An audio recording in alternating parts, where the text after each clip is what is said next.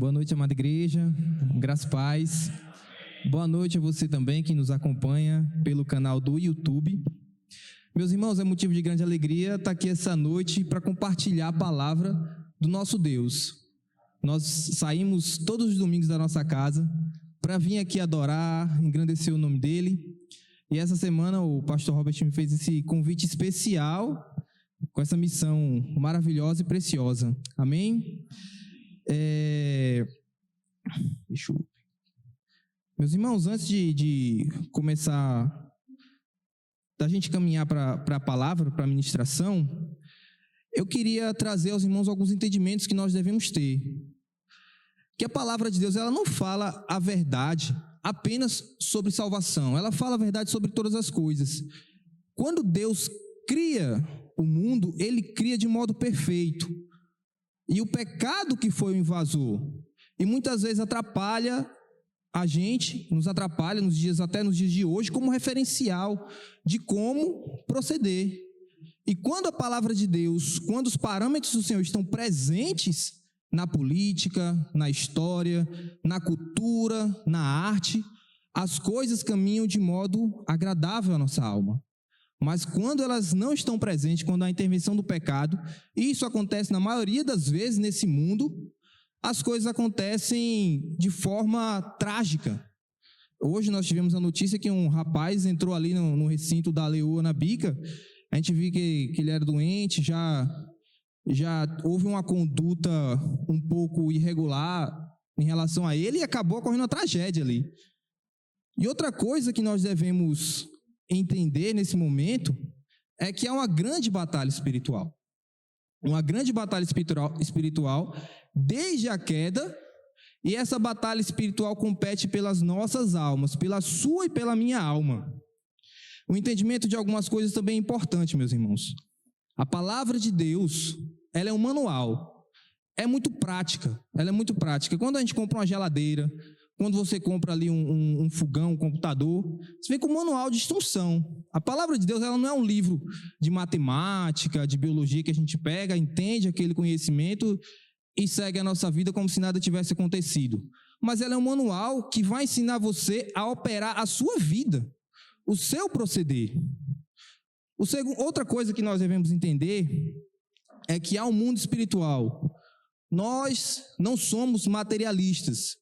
Hoje, com a queda e ao longo da história, se inseminou uma doutrina que está presente na nossa escola. Muitas vezes a gente aprende dessa forma, que tudo acontece de maneira aleatória.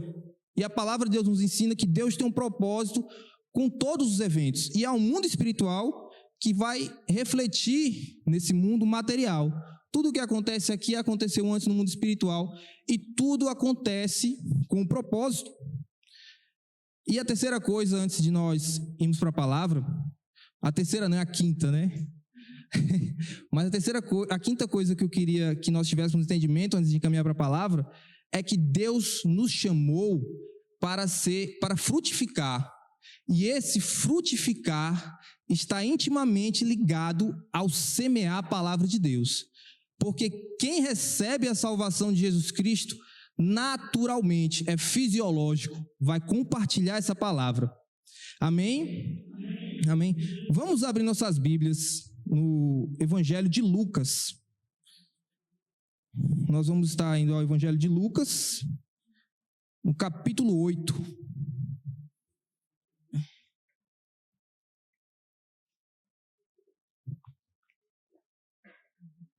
Lucas, capítulo 8. Nós estaremos lendo o versículo do 1 ao verso 15. Lucas, capítulo 8, versos 1 ao 15. Amém? Quem encontrou, vá ficando de pé. Eu peço que você fique de pé em reverência à palavra do nosso Deus. Amém? Aleluia. Diz assim a palavra do Senhor. Depois disso, Jesus ia passando pelas cidades e povoados, proclamando as boas novas do reino de Deus. Os 12 estavam com ele, e também algumas mulheres que haviam sido curadas de espíritos malignos e doença. Maria, chamada Madalena, de quem havia saído 7 demônios, Joana, mulher de Cusa, administrador da casa de Herodes, Susana e muitas outras. Essas mulheres ajudavam a sustentá-los com os seus bens.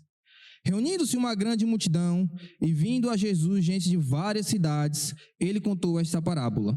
O semeador saiu a semear. Enquanto lançava a semente, parte dela caiu à beira do caminho. Foi pisada e as aves do céu a comeram. Parte dela caiu sobre pedras e, quando germinou, as plantas secaram, porque não havia umidade. Outra parte caiu entre espinhos, que cresceram com ela e sufocaram as plantas. Outra caiu em boa terra, cresceu e deu boa colheita, a 100 por 1.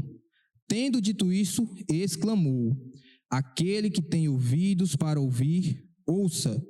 Os discípulos perguntaram-lhe o que significava aquela parábola.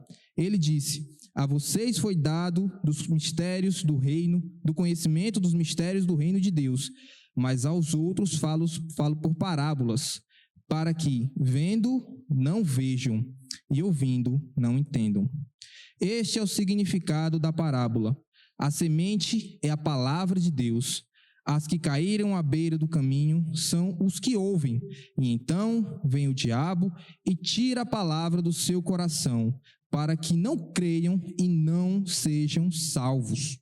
As que caíram sobre as pedras são os que recebem a palavra com alegria quando a ouvem, mas não têm raiz, creem durante algum tempo, mas desistem na hora da provação.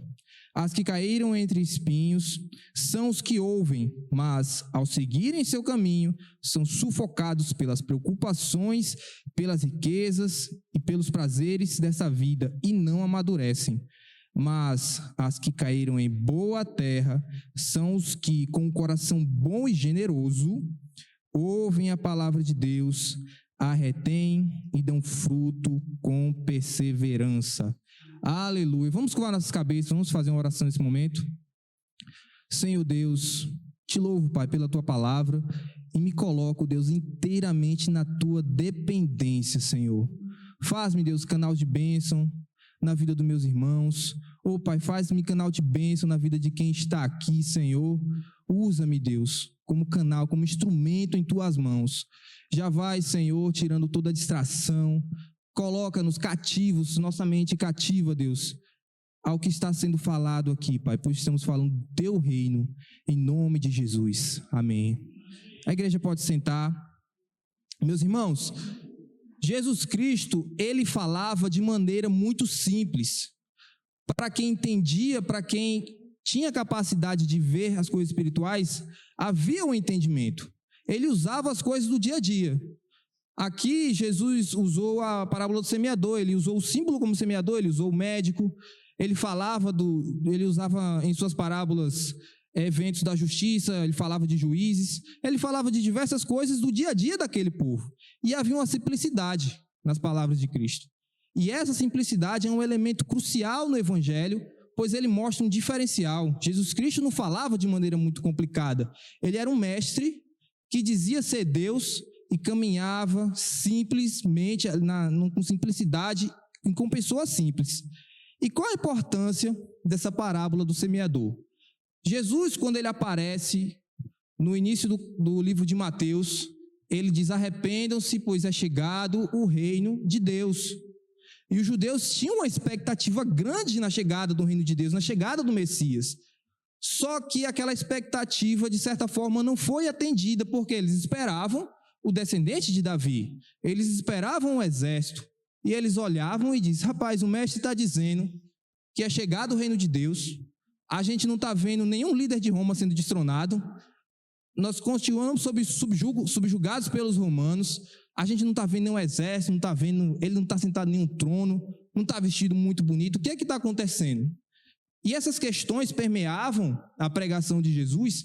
Em dados momentos ele tinha que esclarecer algumas coisas, porque não estava acontecendo como os discípulos previam. E a parábola do semeador, ela é chave nesse sentido. Porque se não havia multidões de pessoas, ou havia de fato multidões, mas que elas não estavam compromissadas com a palavra do reino de Deus, então Jesus tinha que esclarecer o que acontecia. E nós vamos ver que ele conhecendo todas as coisas, ele classifica aquela multidão em 4 partes, aqui na parábola do semeador. É interessante também notar, meus irmãos, no versículo 1 da passagem que nós lemos, como eu falei no início, o evangelho ele é muito prático. A palavra de Deus é muito prática. O discipulado de Cristo, ele não estava ligado a apenas aulas, entendimento teórico, mas ele estava fazendo justamente aquilo sobre o qual ele iria falar. No verso 1 diz assim: depois disso, Jesus ia passando pelas cidades e povoado, proclamando as boas novas do reino de Deus. Jesus estava nada mais, nada menos que agindo como semeador, que ele falou logo depois que os discípulos o perguntaram. E ele semeava. Se hoje, meus irmãos, a parábola do semeador faz algum sentido para a gente, mas não total para aquele povo, havia uma capacidade de entendimento maior, porque o semeador era uma sociedade agrícola, e o semeador, ele era uma figura comum naqueles dias, como o padeiro da nossa esquina, né? E ele tinha um modo de fazer o semeio. Primeiro, ele arava a terra, como diz, né? Cavava os sulcos, havia caminhos por onde o semeador passava, e ele ia com a bolsa de sementes, jogando sementes em grandes quantidades. Ia jogando sementes ali. E o semeador, de certa forma, havia uma aleatoriedade nesse lançamento das sementes, porque eles não sabiam exatamente onde é que estava o solo perfeito, o solo úmido, o solo que ia frutificar. Haviam cardos, haviam abrolhos, haviam sementes que não deviam estar ali, haviam pedras embaixo de algumas partes do solo, e eventualmente algumas sementes de fato caíam à beira do caminho, caíam fora ali do arado. Então, Jesus, ele vai nos trazer 4 tipos de solo, porque a semente não varia. A única coisa que muda aqui é o solo, que é o coração humano. E ele vai trazer 4 tipos de coração. E o primeiro solo que Cristo nos traz é a semente que cai à beira do caminho. É o solo que é beira de caminho. Aqui no verso 5, ele vai trazer esse primeiro solo, que diz assim: o semeador saiu a semear. Enquanto lançava a semente, parte dela caiu à beira do caminho, foi pisada, e as aves do céu a comeram. E aí os discípulos chegam e falam: Jesus, o que quer dizer isso? E ele vai esclarecer na prática o que significa em toda aquela dinâmica de pregação e recepção do reino, no verso 12. Ele diz assim: as que caíram à beira do caminho são os que ouvem. Então vem o diabo e tira a palavra do seu coração, para que não creiam e não sejam salvos. Meus irmãos, a primeira coisa que nós temos que notar aqui é que há uma interação de eventos espirituais. Como eu falei, há um mundo espiritual que reflete nesse mundo material. E aqui uma quantidade de eventos espirituais que nós não conseguimos enxergar. A semente é lançada e Satanás vem e tira. E muitas vezes nós não compreendemos essa realidade quando vamos evangelizar, quando vamos louvar aqui, quando vamos fazer a missão do Senhor, que nós devemos nos preparar em oração, nos preparar em consagração, porque no desinteresse das pessoas há um interesse maligno aí, há uma ação maligna que impede.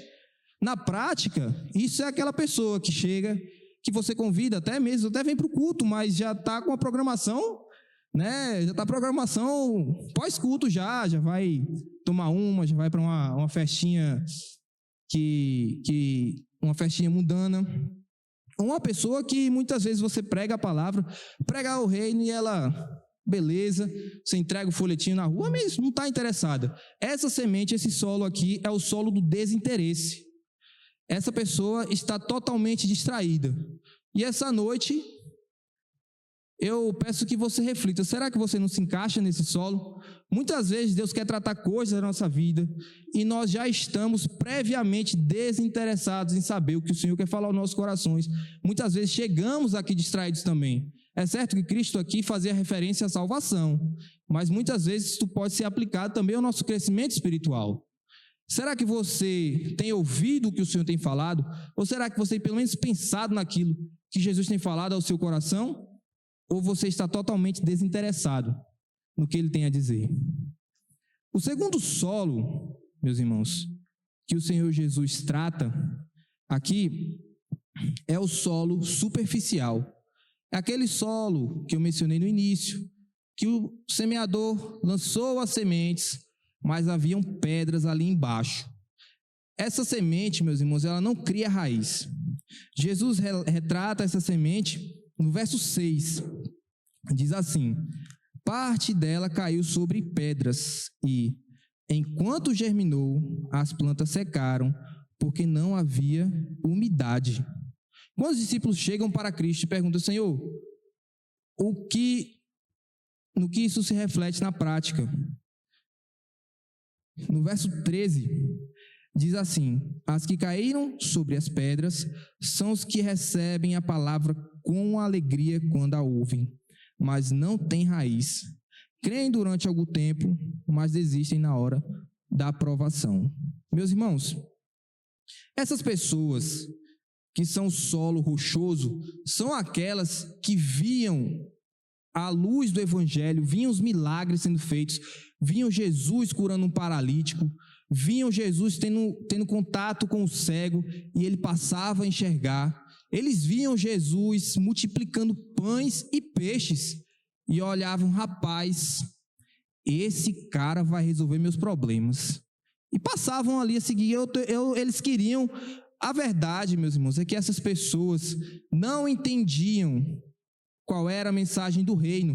Quando Jesus falava arrependam-se, é como se os ouvidos estivessem bloqueados por essa palavra.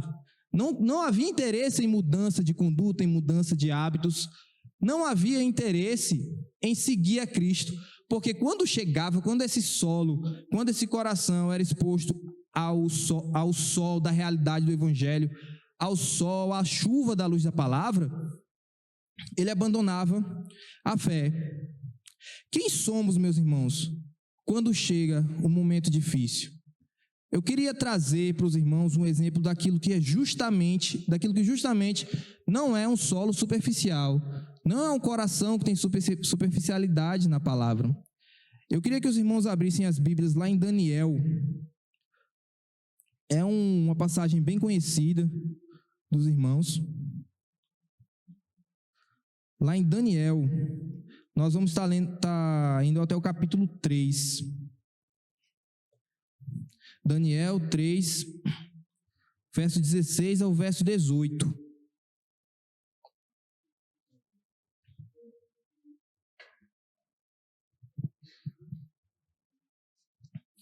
É uma passagem bem conhecida dos irmãos.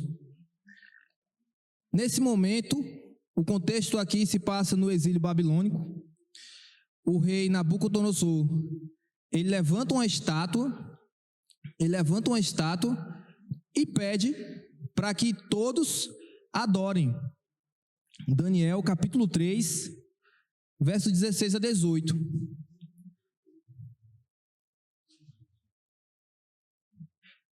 Nesse momento, três hebreus que estão ali, três israelitas, se negam a adorar a estátua que o rei, em obediência à lei do Deus de Israel.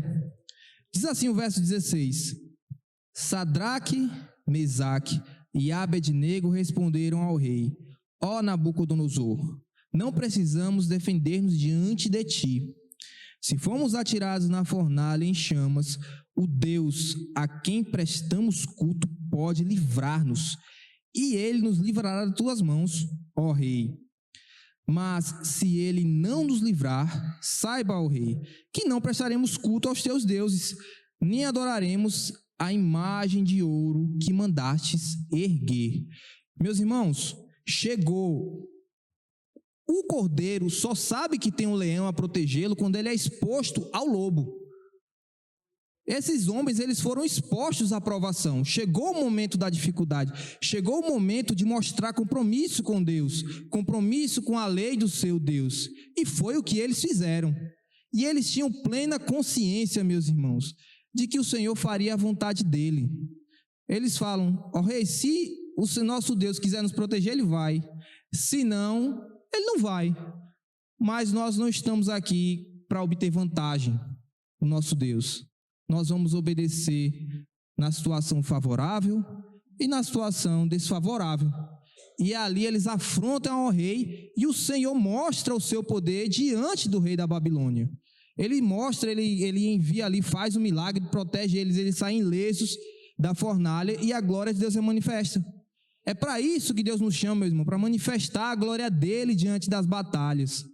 Não abandonar a fé no momento da dificuldade, no momento da realidade. Muitas vezes, meus irmãos, nós estamos interessados apenas em usar Deus nos nossos projetos. A gente chega para Deus e faz: Senhor, está aqui, ó, plano perfeito.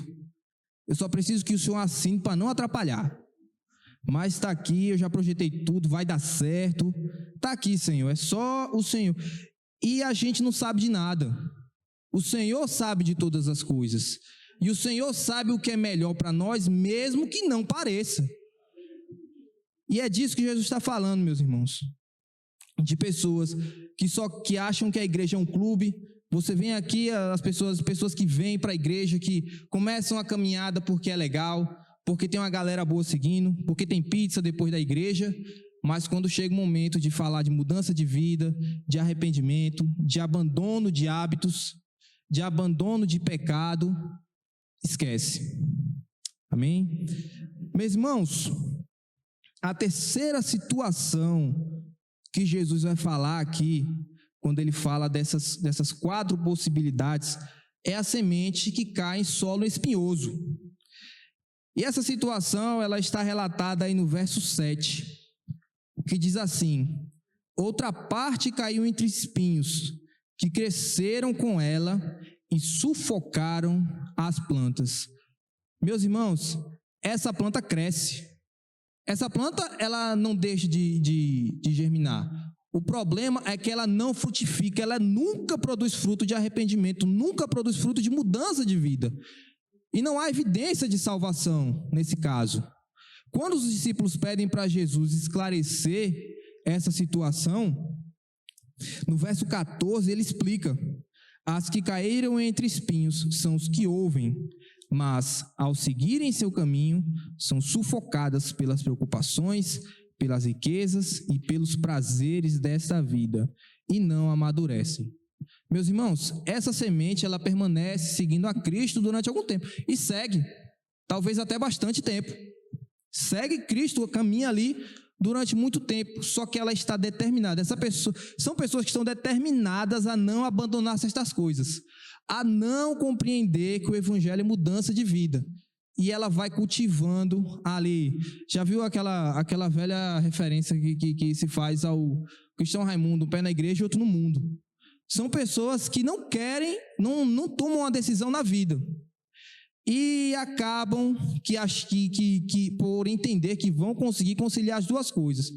Vão conciliar o evangelho com o mundo, o evangelho com o mau hábito. E isso não vai acontecer, meus irmãos. O espírito, de fato, milita contra a carne. E a carne milita contra o espírito.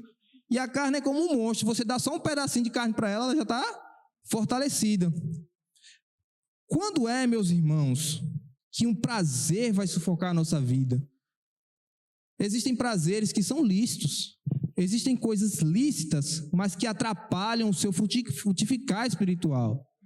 Jesus estava falando aqui de pessoas que não frutificam, pessoas que não mudam nunca. Não há evidência de crescimento espiritual. E são pessoas que são sufocadas por prazeres, por preocupações e por riquezas. Existem coisas lícitas, mas a Bíblia vai nos deixar claro que o nosso coração, ele é um manufatureiro profissional de ídolos. Sabe, o coração humano, o evangelho, meus irmãos, Jesus, ele veio para nos guiar a toda a verdade. Deus, como eu falei no início, Deus criou todas as coisas perfeitamente. Quando nós recebemos a Cristo no nosso coração, quando você recebe a Cristo no seu coração, você direciona a sua adoração ao lugar certo, porque até o momento, até antes do seu novo nascimento, você está vivendo uma mentira.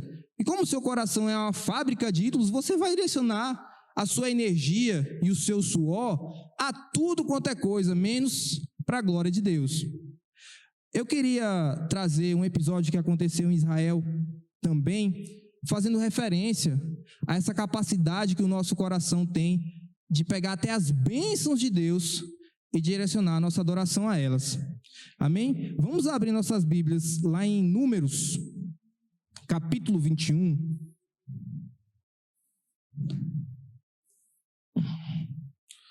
Números capítulo 21, nós vamos estar lendo os versículos do 4 ao 9. Serão duas passagens que nós vamos estar lendo, que são interrelacionadas a um episódio que aconteceu na história do povo de Israel. Números capítulo 21, a partir do verso 4 até o verso 9. Amém? Diz assim a palavra do Senhor. Partiram eles do Monte Ó pelo caminho do Mar Vermelho para contornarem a terra de Edom. Mas o povo ficou impaciente no caminho e falou contra Deus e contra Moisés, dizendo: por que vocês nos tiraram do Egito para morrermos no deserto? Não há pão, não há água, e nós detestamos essa comida miserável. Aqui eles estavam fazendo referência ao maná que Deus estava dando provisão no deserto. Então o Senhor enviou serpentes venenosas que morderam o povo, e muitos morreram. O povo foi a Moisés e disse: pecamos quando falamos contra o Senhor e contra você.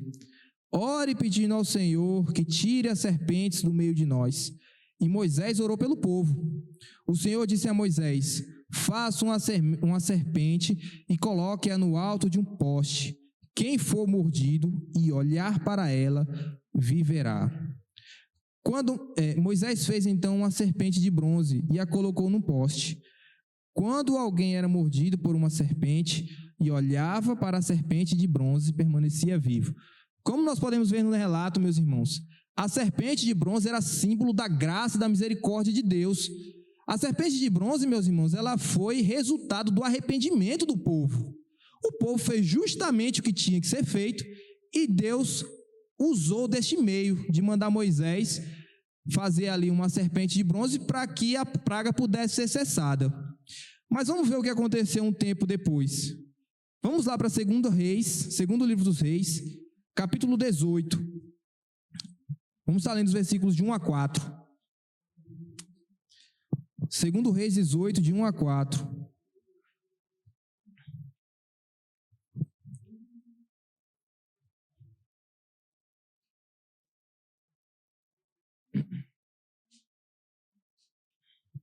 Aleluia. Diz assim a palavra do Senhor. No terceiro ano do reinado de Oséias, filho de Elá, rei de Israel, Ezequias, filho de Acás, rei de Judá, começou a reinar. Ele tinha 25 anos de idade quando começou a reinar, e reinou 29 anos em Jerusalém. O nome da sua mãe era Abia, filha de Zacarias. Ele fez o que o Senhor aprova, tal como tinha feito Davi, seu predecessor.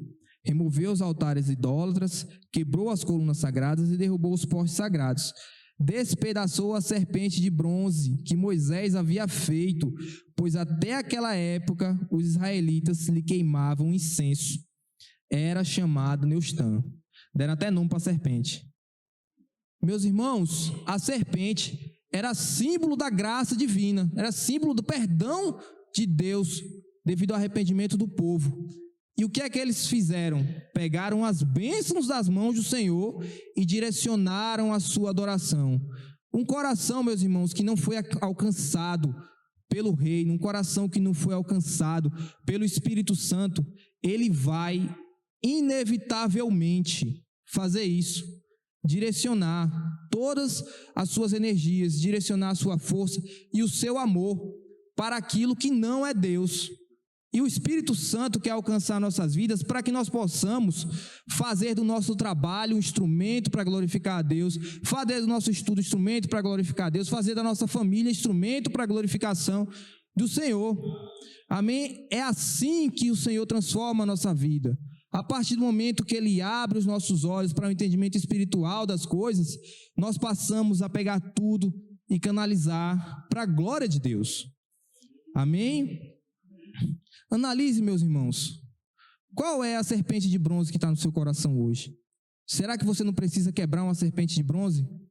Será que há espinhos entranhados, velhos hábitos que você está decidido a não abandonar, ou velhos relacionamentos? O cristão, ele tem que entender, meus irmãos, que a partir do momento que ele passa a seguir a Cristo, ele passa a andar no caminho estreito e numa porta estreita.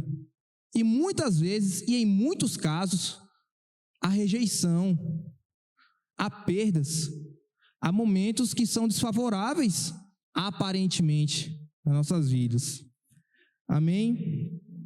Meus irmãos, e o quarto caso que Jesus nos traz aqui, o quarto solo, que finalmente é o solo que produz frutos.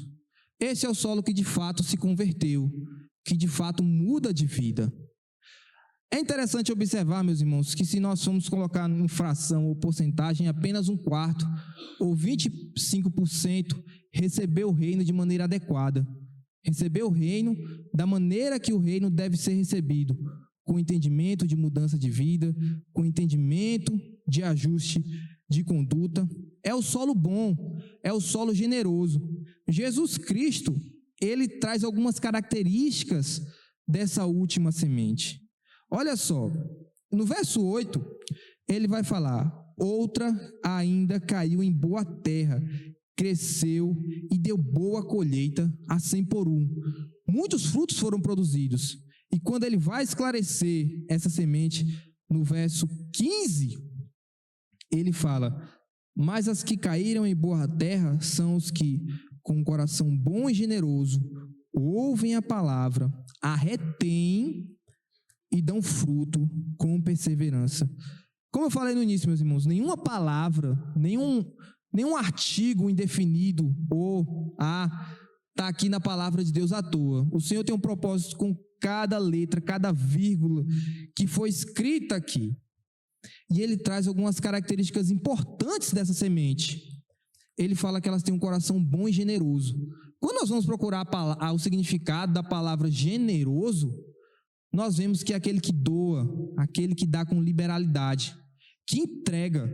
E a entrega, meus irmãos, é um elemento crucial para o discipulado adequado com Cristo.